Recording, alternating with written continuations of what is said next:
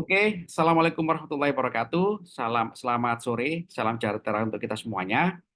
Kita lanjutkan materi kita tentang keamanan cyber, saudara-saudara ya. Dan bagi teman Anda yang tidak bisa hadir, nanti bisa menyimak materi ini karena materi ini saya rekam, saya unggah di YouTube. Anda tinggal saya berikan linknya ya.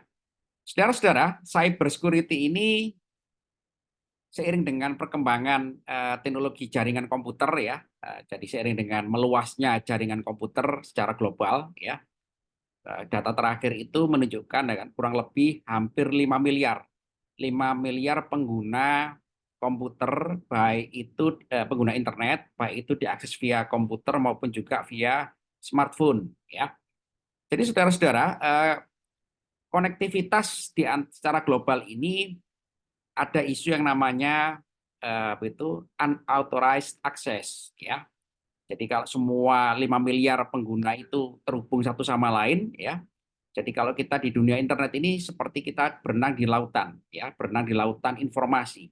Kita bisa terhubung dengan siapa saja, dengan apa saja, di mana saja selama semua orang itu atau semua objek itu terhubung dengan jaringan internet ya. Nah, karena penggunanya besar sekali ya dan juga jenis-jenis interkoneksi itu juga bermacam-macam ya. Tidak hanya koneksi user to user kan, tapi juga user with the system ya. User with the system itu adalah user dengan server ya, dengan server berbagai macam gitu ya. Dengan juga di layer paling atas itu application layer ya. Di application layer itu berbagai macam itu aplikasi-aplikasi atau perangkat lunak yang itu digunakan oleh beberapa atau juga mayoritas pengguna. Nah, akhirnya apa saudara-saudara? Muncul isu yang namanya unauthorized access ya. Jadi apa itu cyber security itu kan atau keamanan jaringan itu bisa kita definisikan secara sederhana ya kan. Jadi akses yang tidak diizinkan ya, unauthorized access. Jadi unauthorized access ini menjadi isu ya, menjadi isu karena apa? Karena pengguna internet atau pengguna jaringan ya itu rawan untuk menyalahgunakan atau juga disalahgunakan.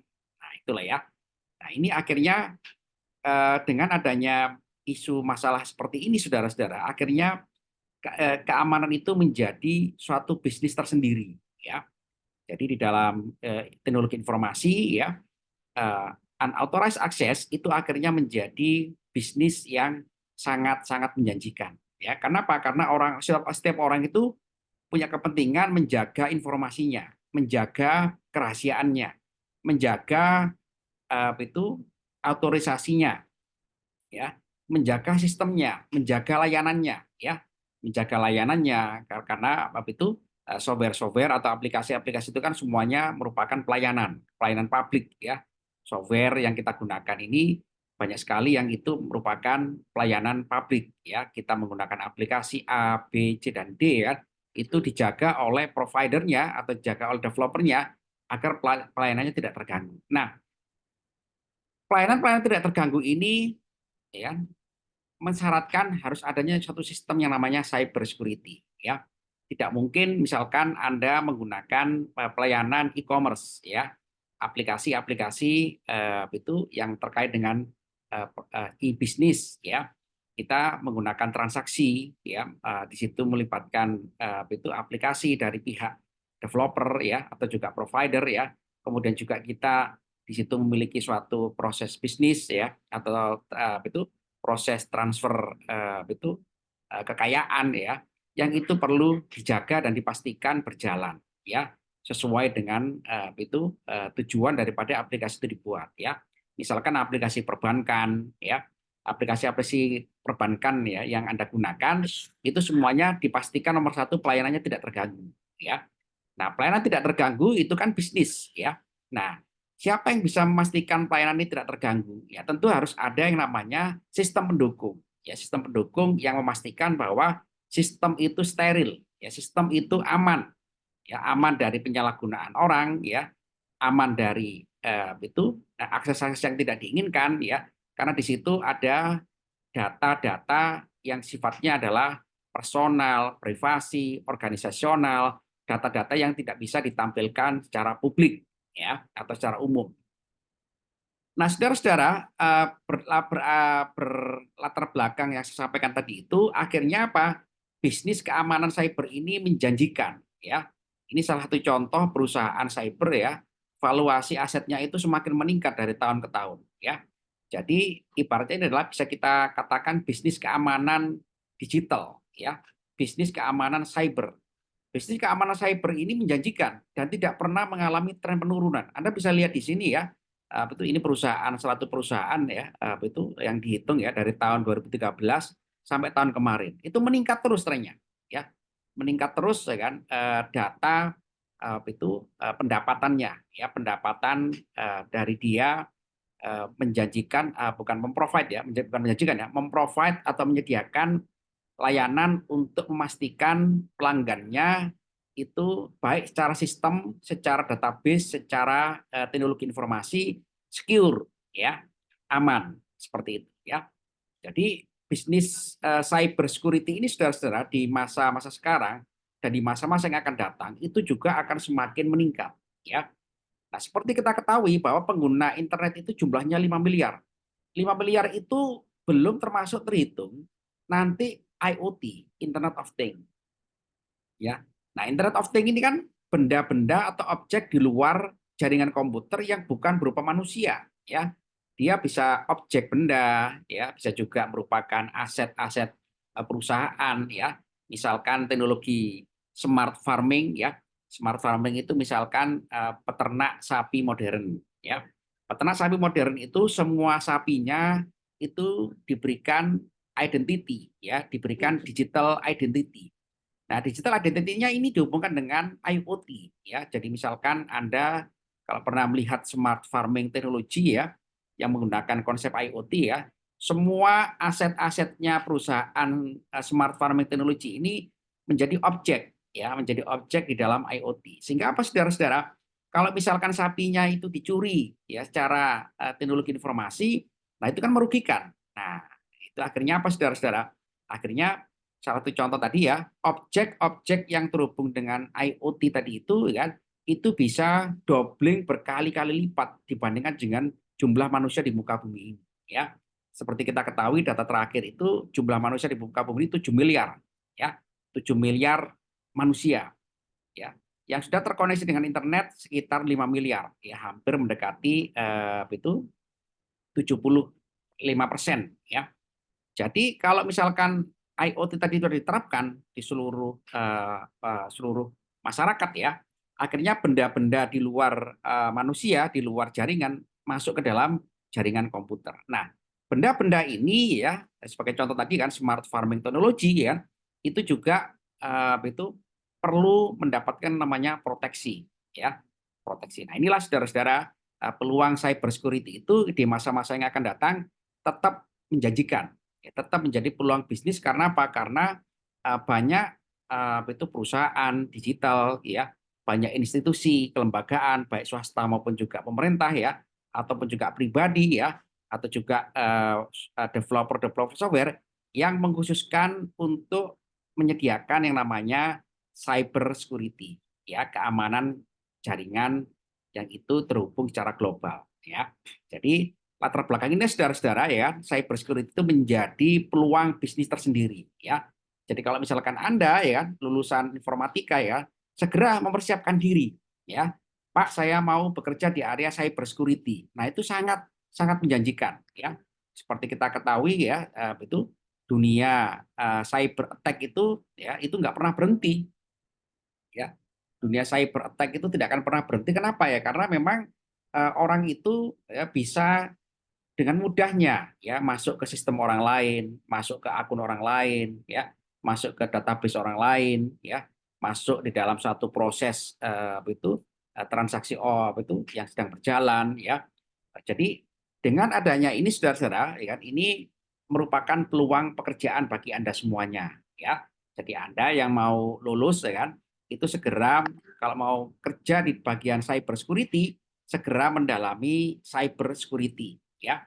Karena cyber security ini penting, ya, penting dan dibutuhkan oleh semua orang, ya, semua pihak-pihak yang terkait dengan developer information system, ya, baik juga mau secara hardware maupun juga secara software seperti itu, ya.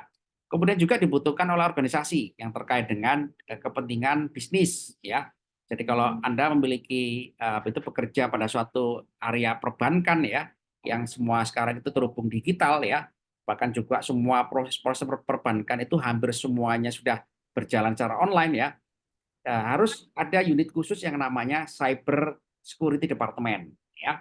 Jadi perusahaan-perusahaan sekarang itu saudara-saudara tidak hanya cukup adanya unit IT, tidak cukup, ya.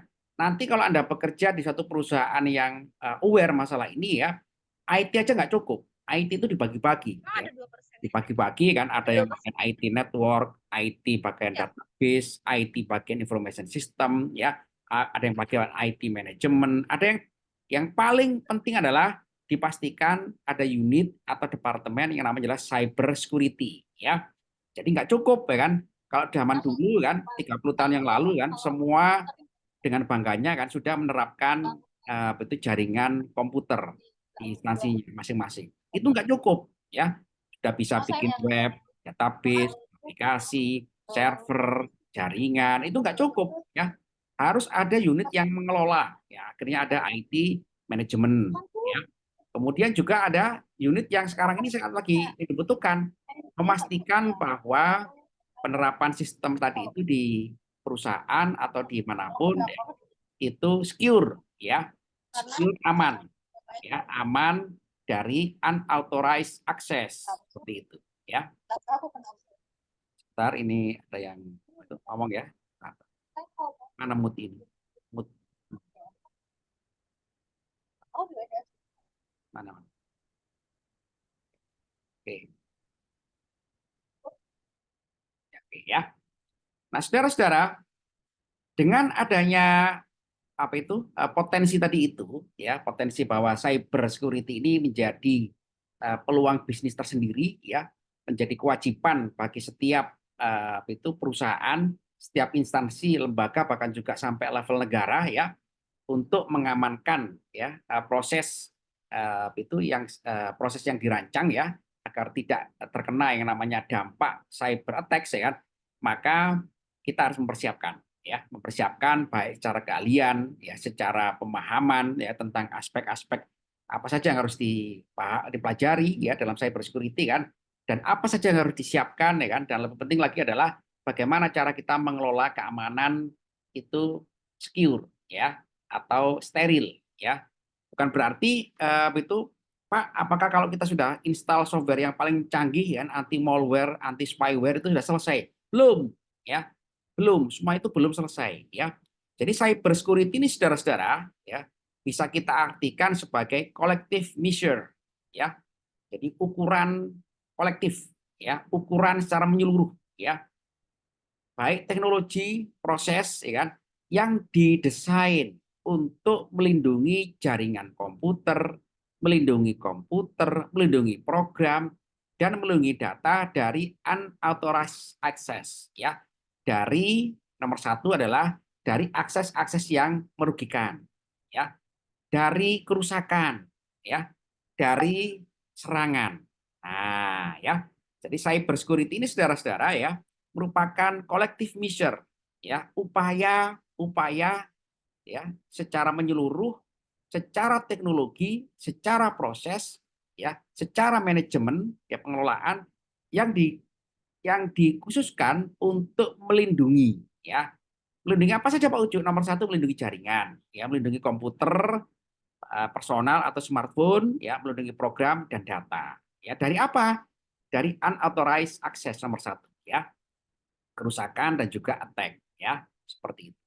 Nah, ini saudara-saudara, dengan pemahaman yang singkat seperti ini, ya, maka apa saja yang harus kita siapkan di dalam cyber security, ya. Yang harus kita siapkan adalah komponen-komponen di dalam cyber security, ya. Satu, network security, ya.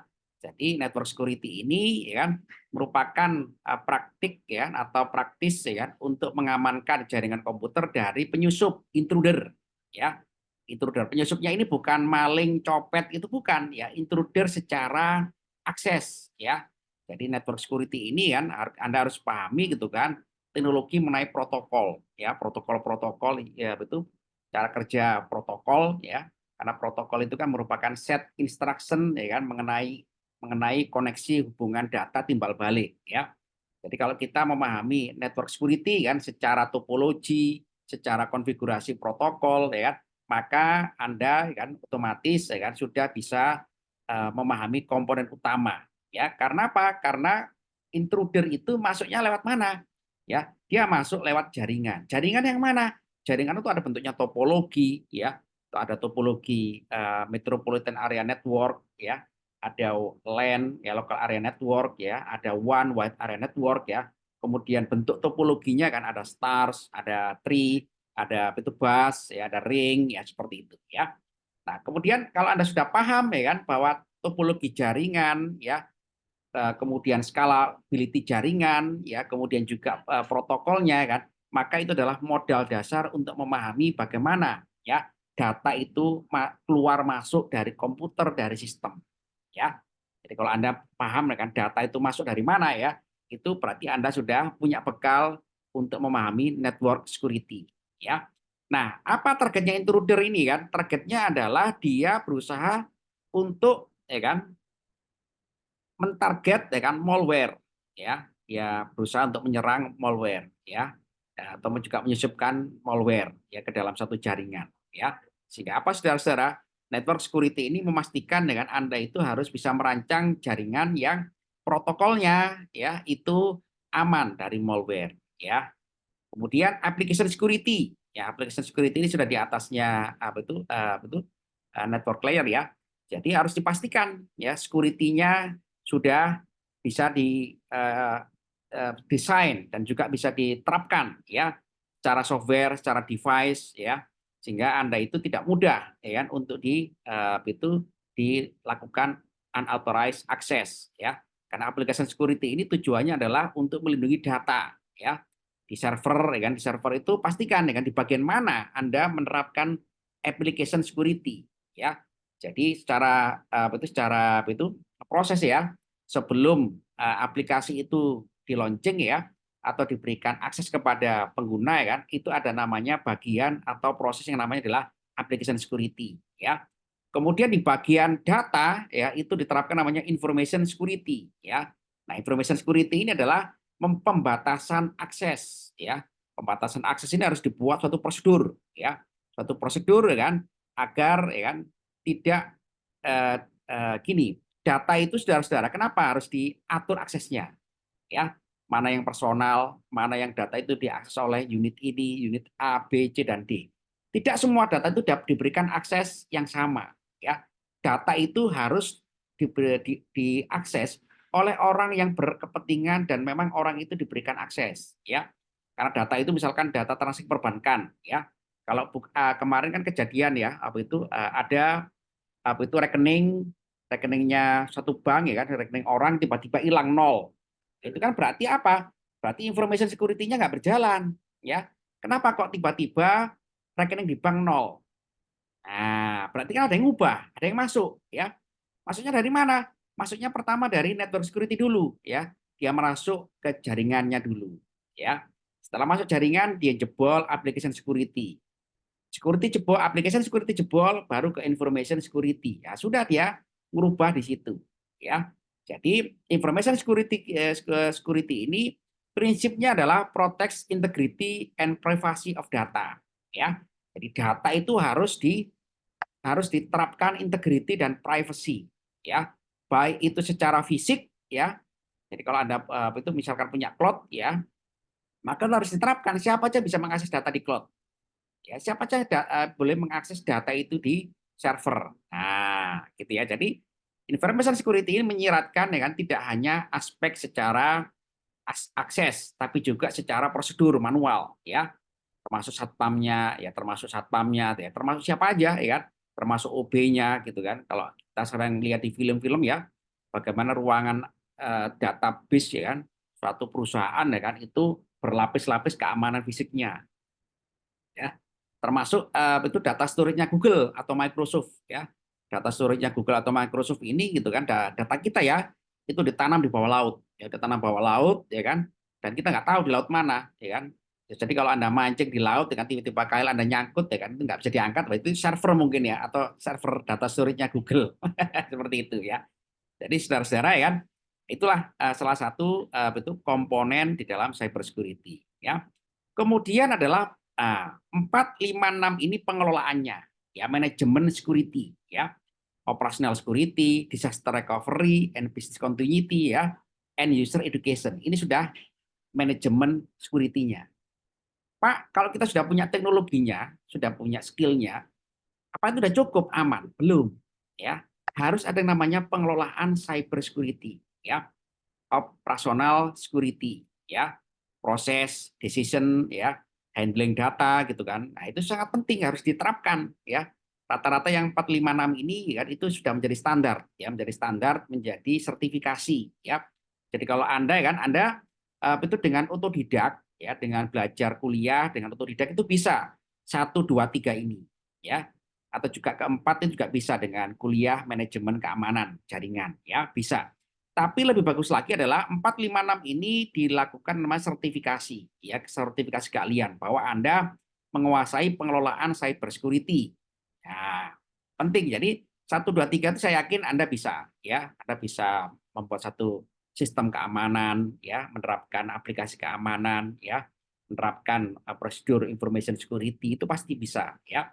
Tapi kalau sudah di 4, 5, 6 ini lebih bagus ya kan Anda ikut sertifikasi ya, sertifikasi keamanan cyber. Sehingga apa? Sehingga nanti kalau Anda nge-apply di perusahaan besar ya kan, yang di situ ada unit atau departemen cyber security kan, Anda sudah tinggal apply ya, tinggal menerapkannya ya. Kemudian adalah disaster recovery dan business continuity. Nah, ya kan? Disaster recovery ini adalah mitigation plan ya, termasuk daripada pengelolaan ya kan, Pak. Kalau sistem sudah terinfeksi, apa yang harus dilakukan? Ya recovery. Nah, recovery-nya itu nggak mudah, recovery ini kan. Recovery-nya nggak gampang ya. Ibaratnya sistem yang sudah diberikan malware ya, sudah dibajak ya sistem itu ya, datanya hilang. Nah, gimana datanya supaya nggak hilang? Ya, gimana mengembalikan data tadi itu? Padahal itu adalah data-data transaksi misalkan ya, yang itu harus betul. Nggak mungkin ya kan, rekeningnya nol ya kan, tiba-tiba kemarin ada 100.000 gitu kan, kemudian hari ini hilang nol. Kan nangis itu pengguna apa itu yang memiliki rekening. Nah, itu juga merupakan penerapan disaster recovery ya, and business continuity ya. Nah, itu juga ada itu bagaimana menjamin sistem itu sustainable ya. Sistem keamanan yang kita desain itu sustainable ya, diuji berulang-ulang ya, kemudian juga itu dipantau berulang-ulang ya. Kemudian juga itu prospek untuk mengantisipasi keamanan yang lebih tinggi lagi kan, itu juga harus adaptasi, adaptable ya, atau bisa kita katakan handal ya. Dia juga itu memiliki sistem yang mampu menganalisis gitu kan mengenai serangan-serangan cyber selanjutnya. Nah, itu ya. Jadi disaster recovery ini dan business continuity ini kan itu melibatkan ya kan, baik itu infrastruktur ya, karena juga apa itu melibatkan bisnis functioning gitu kan. Supaya apa? Supaya orang itu percaya ya kan, bahwa itu institusi atau perusahaan atau juga lembaga atau departemen itu kan sudah menerapkan yang namanya cyber security ya. Kalau satu perusahaan saudara-saudara atau juga itu pelaku bisnis digital ya, dia tidak memiliki sertifikasi di bidang ini, orang jadi ragu ya, orang jadi ragu ya. Jadi ini sangat penting ya kan. Misalkan ya kan kita sudah terbiasa ya top up ya. Top up beli-beli apa pakai top up dengan apa itu dengan itu uang digital kita. Nah, ini contoh gitu kan bahwa uang-uang digital kita itu nggak hilang. Ya, gimana? Maka provider aplikasi itu harus memastikan bahwa security-nya ini berjalan ya. Yang berbahaya itu kalau misalkan ya, Anda ya kan itu mendesain suatu aplikasi tapi security-nya nggak dipikirkan. Akhirnya apa? Ya bisa diambil orang ya, disalahgunakan orang ya, dan seterusnya ya. Ini juga marak di tahun 90-an dulu ya mengenai itu kartu kredit ya. Kartu kredit itu ditransaksi secara online ya. Nah, kartu kredit itu dulu kejahatan nomor 1 ya. bagaimana orang itu nge-crack kartu kredit ya, karena kartu kredit itu kan kombinasi sekian digit angka ya, yang angka itu bisa dihack ya, kombinasi digital itu bisa dihack ya, sehingga itu dan juga security code-nya juga bisa dihack ya. Jadi itu salah satu contoh gitu kan, kalau misalkan itu kita ya kan di dalam bekerja dalam cyber security ini kan harus menyiapkan yang namanya disaster recovery ya, pemulihan bencana serangan cyber ya. Jadi harus dipulihkan secara sistem, secara teknologi ya. Kemudian lebih penting lagi adalah dipikirkan perbaikan sistemnya. Nah, ini paling penting ya. Nah, perbaikan sistem itulah business continuity ya. Pak, kemarin gitu kan ada masalah seperti ini kan, masalahnya adalah ternyata jebol di level sini kan, ini kita evaluasi kenapa bisa jebol ya. Jadi Anda bisa mengalami analisis kenapa kok bisa dimasuki oleh orang ya, berarti harus dilakukan analisa ya, berdasarkan data Pak ya kan, serangan dari sini masuknya lewat sini ya kan, kemudian yang disusupi adalah di sini. Nah, akhirnya apa, merekomendasikan adanya perbaikan penerapan sistem keamanan cyber. Nah, itu sudah masuk dalam business continuity ya. Seperti itu saudara-saudara ya. Nah, terakhir adalah terkait juga pengelolaan ya cyber security and user education ya. Saudara-saudara, cyber security ini tidak hanya tanggung jawab semata penyedia sistem atau penyedia aplikasi atau juga penyedia itu teknologinya. Tapi yang lebih penting adalah siapa, saudara-saudara? Halo, saya tanya kepada Anda. Siapa? Halo, halo, halo. Said Akil Sirot. Halo, nggak ada ini. Said Akil Siroj. Halo, Aura Safira. Nggak ada ini. Waduh, oke ya. Yang lebih penting lagi adalah penggunanya, ya, pengguna daripada sistem atau aplikasi itu, ya. Jadi sehebat apapun sistem yang Anda buat, saudara-saudara, untuk diterapkan mengamankan sistem, itu tidak akan bisa apa itu handal atau reliable selama pengguna juga tidak diedukasi ya. Jadi pengguna-pengguna aplikasi itu juga harus diedukasi untuk turut menjaga daripada aplikasinya, apa itu personal information-nya, ya aksesnya, ya. Karena itu juga sangat penting, ya. Jadi kalau misalkan ya kan, apa itu password-nya bagi kita ya sebagai contoh adalah password-nya, username-nya, ya kan. Kemudian apa itu bagaimana cara merecovery-nya, ya kan, merecovery aksesnya secara personal. Ini sangat lebih penting juga, ya. Jadi end user education ini saudara-saudara kan mulai daripada end user ya, pengguna akhir kan, sampai juga ya kan itu di atas-atasnya ya, karena ini adalah tetap penggunanya adalah orang ya. Cyber security itu siapa? Orang juga ya. Pelaku cyber security itu yang melakukan serangan cyber orang juga ya. Jadi orang betul dengan tujuan yang kurang tepat ya, dengan bantuan teknologi kan dan ilmu pengetahuan ya kan, dia mencoba untuk mengakses ya kan, sistem informasi atau data kan yang itu bukan otorisasinya ya. Nah, bagaimana cara membentengi yang paling benteng paling akhir? Benteng paling akhir adalah end user education ya. Karena itu sering kita lihat ya kan, kita sering mendapatkan kampanye gitu kan, mendapatkan informasi ya dari provider-provider aplikasi ya. Pak, tolong ya kan apa itu dirubah secara berkala passwordnya secara 2 minggu sekali, passwordnya dirubah ya kan. Pak, mohon kalau dirubah mohon diarsipkan gitu kan. Pak, mohon kalau HP-nya hilang segera lapor ke call center gitu ya. Jadi end user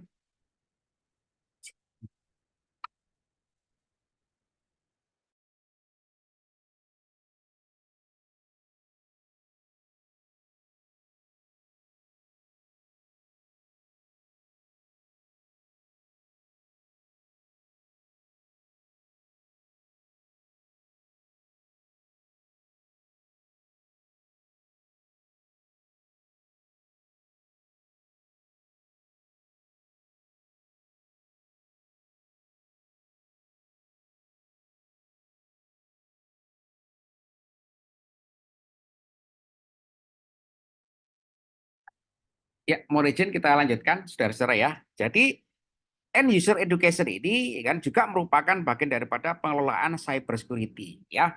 Jadi cyber security itu tidak bisa kita pandang sebagai stand alone semata-mata dari aspek teknologi dan juga sistem ya, tapi juga dari pengelolaan ya, cara manajemen ya kan, dan juga edukasi, campaign ya, kampanye agar semua pihak itu aware ya kan bahwa kita ini sekarang ini sangat berisiko untuk terkena, terimbas, terdampak cyber attack. Nah, gitu ya, saudara-saudara ya. Halo, halo saudara-saudara, halo, halo, halo. Halo Pak. Iya, Ya ya, Pak. Iya, Pak. mendengarkan ya? Dengarkan, Pak. Iya ya ya. Ya. Oke. Saudara Pak. Oke, saudara-saudara. Kalau tadi kita bicara ini ya, itu kita diskusi mengenai itu komponen daripada cyber security ya. Nah, sekarang coba kita lihat apa itu jenis-jenis daripada cyber attack ya. Cyber attack ini apa itu bisa dikategorikan ya kan secara global ya kan, itu ada namanya malware ya. Malware itu malicious software ya. Jadi itu software-software yang bersifat merugikan kepada sistem ya. Kenapa software-software ini bisa mengganggu cara kerja daripada sistem ya. Atau juga bahkan juga bisa mencuri informasi ya. Karena malware ini adalah itu software atau aplikasi yang merusak sistem ya. Tujuannya adalah untuk mendapatkan informasi, ngeblok informasi, dia mengganggu ya. Lebih seperti virus ya. Jadi malware itu sebetulnya adalah virus untuk jaringan ya. Yang mana dia itu berusaha untuk betul mengganggu daripada cara kerja jaringan. Nah, ini akhirnya apa? Caranya kan? Caranya adalah kita harus menginstal yang namanya memblok aksesnya ya. Memblok akses agar malware itu tidak bisa masuk ya. Kemudian kita harus menghindari kan menginstal malware juga ya. Jadi itu di dalam sistem yang kita maintain atau kita rancang ya, usahakan ada yang namanya mekanisme untuk menginstal suatu software atau juga perangkat lunak ya, agar tidak semua software itu di server itu diinstal ya, tapi hanya software-software yang memang itu dibutuhkan dan juga dipastikan software itu termanage dengan benar ya, karena kalau semua software itu diinstal ya kan yang kita tidak jelas sumbernya ya kan, itu berbahaya bagi sistem ya. Jadi malware ini saudara-saudara kan merupakan itu perangkat lunak yang bisa mengganggu atau membajak ya kan kinerja daripada sistem ya. Oke. Phishing ya, phishing ini merupakan prakteknya ya, praktek orang gitu kan berkomunikasi ya untuk ya kan menipu orang lain ya. Phishing ini metode komunikasi dengan apa itu fasilitas yang ada di dalam internet ya. Dia mengirim jutaan email cara random ya kan, secara by software ya kan. Yang email tadi itu berusaha memberikan informasi yang salah ya, berusaha untuk merayu penerima email agar menuruti apa yang diminta dalam email tadi itu ya, phishing ya. Phishing ini juga merupakan cyber threat ya. Seringkali kita mendapatkan email-email yang itu sifatnya adalah bukan korespondensi yang kita kendaki ya. Tiba-tiba kita dapat email ya, diminta itu akun, diminta password ya kan, dengan alasan mau perbaikan sistem, upgrade sistem dan seterusnya. Padahal dia adalah tujuannya menipu ya. Nah, ini juga sama ya kan, dia dengan teknologi yang dimiliki oleh cyber attack ini ya, dia bisa masuk ke dalam sistem ya, untuk ngirim email ya, untuk menerima email, karena kan email itu juga merupakan protokol ya. Dia menggunakan protokol tertentu kan untuk bisa broadcast email kan jutaan ya, ratusan juta dia broadcast ya. Sehingga email itu kita terima yang tidak sadar ya kan bahwa informasi itu salah, akhirnya dituruti dan akhirnya kejadian ya kan nggak karu-karuan ya, seperti itu ya. Kemudian jenis serangan cyber yang ketiga adalah man in the middle attack ya, man in the middle attack ya. Ini adalah itu kejadian di mana ya kan itu penyerang ya atau juga pelaku kejahatan cyber ya kan dia melibatkan diri gitu kan di dalam itu proses transaksi ya. Jadi dia itu menginterupsi traffic ya. Jadi man in the middle ini kan dia mengetahui ada proses antara A dan B kan, kemudian dia mengganggu proses A dan B itu. Nah, ini juga orang ya, man in the middle attack ini orang juga ya. Berarti dia mengetahui bahwa ada orang A mengakses B secara benar, tapi dia bisa masuk di tengah-tengah. Nah, ini adalah merupakan proses daripada man in the middle attack ya. Jadi akses ya di tengah-tengah proses komunikasi data yang sedang berlangsung. Nah, itu ya. Sehingga dia dari mana dia bisa masuk? Itu juga sama kan, dia masuk dari jaringan dulu ya. Dari jaringan dulu kan, dari jaringannya nggak ada security-nya ya kan, sehingga dia bisa masuk, dia bisa mengetahui ada komunikasi data antara A dengan B. Nah, dia di tengah-tengah ya mengamati sehingga apa dia itu bisa melakukan tagging kepada proses antara A dan B tadi itu. Nah, gitu ya. Kemudian juga ada DOS ya. DOS ini umum ya, denial of service attacks ya. DOS attack ini sudah merupakan itu bisa dikatakan sebagai pembanjiran informasi kepada server ya. Jadi server itu diganggu ya. Server itu diganggu ya kan agar apa kan agar server itu kinerjanya terhambat karena server mendapatkan permintaan tapi bukan permintaan yang aktual dari user. Permintaannya dari mana? Dari software. Nah, ini berbahaya ya. Berbahaya sekali. Jadi kalau misalkan Anda membuat satu layanan aplikasi tapi Anda gitu kan tidak menyiapkan yang namanya DOS ya, anti DOS attack ya, maka server Anda itu bekerja terus ya kan untuk ya kan melayani permintaan itu. Padahal itu bukan orang permintaannya, permintaan dari itu DOS ya, denial of service attack ya.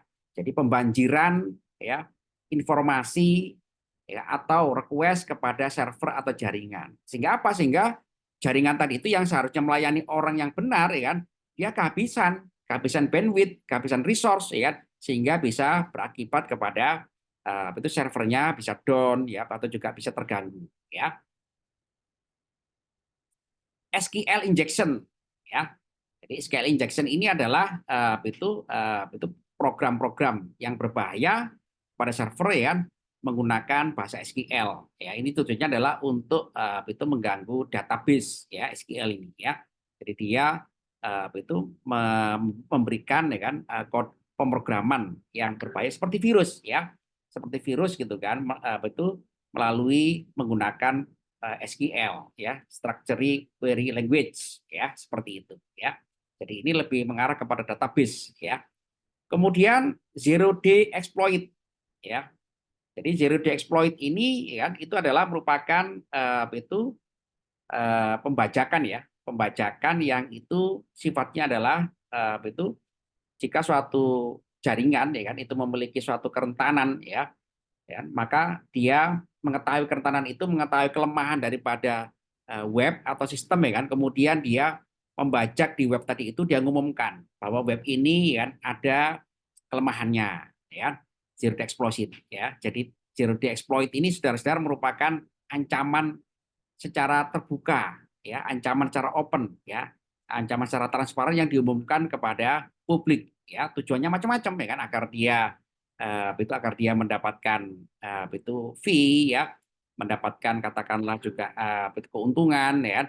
Jadi zero day exploit ini kan salah satu contoh gitu kan, web-web itu dibajak kemudian diumumkan ya. Tapi dia tidak membajak seluruhnya ya, dia hanya membajak sebagian. Ini loh sistemmu ada yang error ya, sistemmu ada yang rentan ya. Ini berbahaya gitu. Akhirnya kan kalau itu dibaca oleh pengguna konsumen, orang kan jadi nggak percaya. Ya, kok bisa ini gitu ya? Kok bisa ini betul sistemnya dimasuki oleh orang lain? Ya, kok bisa ini? Nah, gitu ya. Jadi ini adalah itu kelemahan daripada sistem informasi di dalam itu jaringan ya, yang itu diketahui orang lain kemudian dimanfaatkan oleh orang lain ya. Nah, ini yang paling penting kan DNS tunneling ya. DNS tunneling ini memang menjadi isu krusial gitu ya. Jadi DNS domain name ya, server ini saudara-saudara ya, itu protokolnya memang berlaku secara global ya. Sehingga orang itu mengakses DNS ini kadang-kadang itu ada DNS-nya yang disalahgunakan ya, disalahgunakan ya kan, agar traffic-nya itu terganggu ya. Nah, ini sangat penting ya, DNS itu dibuat tunneling ya, dibuat pengamanan secara tunneling ya, secara kanalisasi ya. Agar apa? Agar DNS itu tidak disusupi oleh hal-hal yang tidak diinginkan ya. Jadi DNS tunneling ini ya akhirnya apa? Akhirnya itu attacker ya, penyerang ya, itu bisa itu mengendalikan ya kan infrastruktur ya kan secara remote. Ya, ini berbahaya ini ya. Dia bisa masuk ke server kan, bisa mengendalikan server dari luar seperti itu ya. Jadi saudara-saudara ya kan, dari contoh-contoh serangan cyber ini ya, saya harapkan ya kan kita semuanya ya kan harus bisa ya. Jadi teknologi informasi itu tidak cukup kita rancang, kita desain berjalan by proses, tidak cukup ya. Harus dikembangkan sampai ke arah tingkat keamanannya ya. Silakan saudara-saudara, ada pertanyaan? Halo? Halo? Halo? Halo?